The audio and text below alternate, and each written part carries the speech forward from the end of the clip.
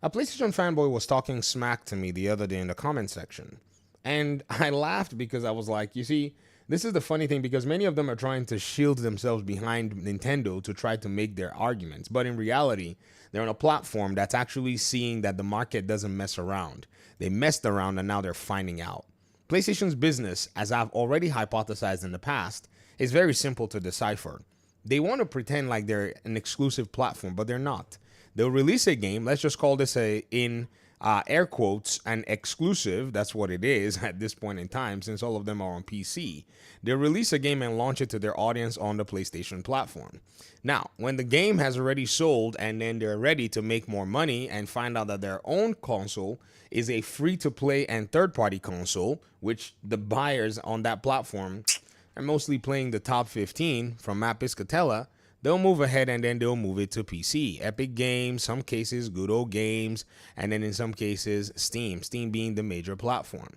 When they've already sold on PC as a platform in general, instead of them to go ahead and maybe port the game to possibly Xbox, no, no, no. In PlayStation's mind, Xbox does not exist, and they've conditioned their own audiences to believe that Xbox doesn't exist, right? This is not even an option for them. So you know what they do? This same audience that they've convinced that Xbox doesn't exist, they release another version, they call it the remaster, and then they sell it back to this same audience again. Interesting. Now, this is basically the remaster, let's call it the REM of the, in air quotes, exclusive, right? And then let's just do it this way. Now, in the case of The Last of Us, bro, I don't know what's going on, man. They've made another version that they're calling the Complete Edition. So we're going to call it the in this case, and then in air quotes, exclusive.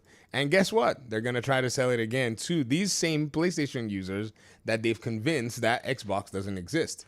This whole talk about exclusivity is kind of this self-defeating strategy. And I'm looking at it on the first party side and I'm laughing because Nintendo has a formula too, which I'm waiting for them to launch their Switch 2, and I'm going to explain it to you as to how they do basically almost the same thing and pretend that in their case PC doesn't exist, Xbox doesn't exist, and PlayStation doesn't exist. But mobile does exist in some of their own cases, but don't worry, we're going to walk through that. But today this is PlayStation's own concentration. And you know what's crazy? Is that these so-called PlayStation fans that, pretty much have been conditioned to believe this are actually the biggest patrons of this stuff. Some of them might complain, but some others, they go ahead and they buy and they enjoy and consume product and move on to next product.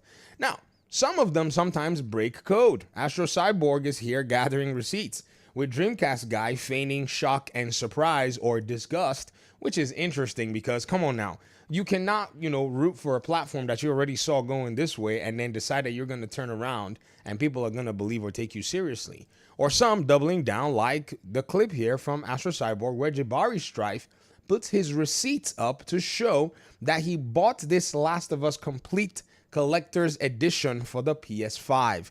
A very interesting conundrum. So it's not like I'm showing you guys something that is not happening. I'm showing you something that's happening, and the talking heads are basically carrying on and doing and behaving exactly the same way, and somewhere, somehow, they will stand on their pedestal and make fun of Xbox, who pretty much would give you a lot of their games with higher frame rate and resolution based on the hardware that you get, and they'll give you access to places like Game Pass. Or else on PC, this Remasters thing is like, what?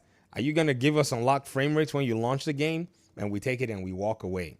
PlayStation's exclusivity paradigm is a fugazi. This is how you know it's a fugazi, because when it's being tested by the market to see if it's actually tried and true, it cannot stand on its own 2 feet. If anything, it has to basically somehow convince its users that the nostalgia of The Last of Us, which I think the first game is a solid game, it's in the GOAT of video games in my mind nonetheless, but they try to convince them that you ain't had it all until you own every single version, facet, and money-giving version of this game to us. A game which they were supposed to make a live service version of the game to keep continuity in play, but they never ended up doing. A game which disappointed in the second and a sequel its own audience. So, for the PlayStation fans that have been talking smack, I gotta ask you, what did you actually think was going to happen with PlayStation? Did you think they were going to be some giant and some juggernaut? And did you know that the alternative to this, not putting their games on Xbox, is that they go ahead and this company that you all are basically sitting here cheering for, buying remasters, maybe you need to because, man, God help them, these guys don't play around. They go ahead and can their developers if they cannot make this money.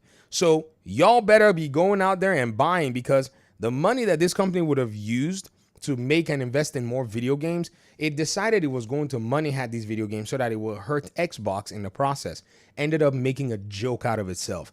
$100 version of a game of which they've made different remake versions of is an absolute joke in the gaming industry. There is no amount of saving face that these fanboys can do now and say, yeah, we bought it. No. We're not impressed by this craziness. You all have basically spoken into existence this kind of madness. And now you want to sit here and tout like, oh, you're about that life. No. The stupidity in thinking that anybody would want a game that is a version of a game that's already been made is what's quite amazing. Who are they making this game for? PlayStation fans, or the talking heads making it seem like it's PlayStation fans? Because no one really in their right minds would condone this kind of a behavior, except maybe to try to save face from what I think is a shameful realization that you've basically been capping for an organization that doesn't care about you. Now, yes, I understand too that I would tell you about the value that Microsoft has, but I'm telling you to take advantage of you because they don't care about you either. They want to sell you a license for 60, 70, 80 bucks. Why would you give them that money?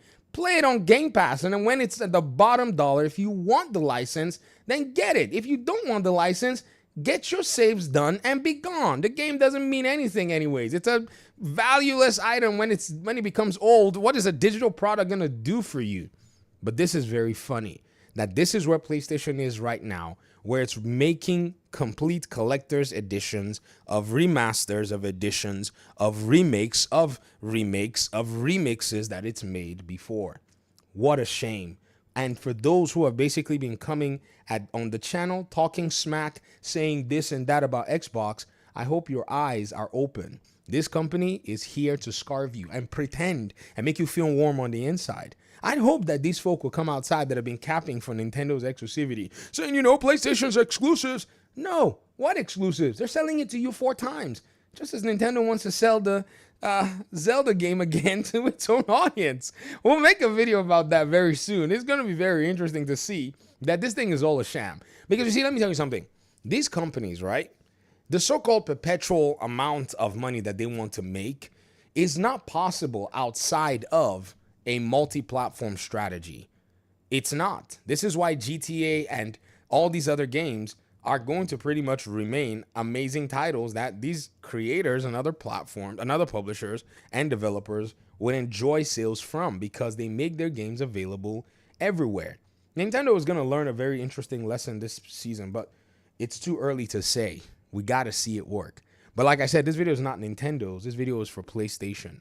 And I've been telling you very soon that this company, they needed to compete on the level of actually giving value to their customers. But many of you continued, those of you that are the hyper PlayStation fans, you continue to enjoy this murk. And so here you are. Buy another remake remaster.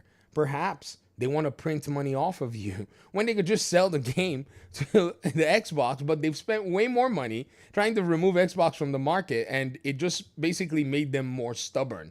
Now they have to deal with a different, much more stronger, stubborn, roachy version of Xbox that has now pretty much made them look like a joke in content delivery. What a shame to those who basically saw this, because you saw this. There's no one who could have said, no, who could have seen this? You saw it. You just pretended like you didn't see it. Now, again, like I said, these companies don't care.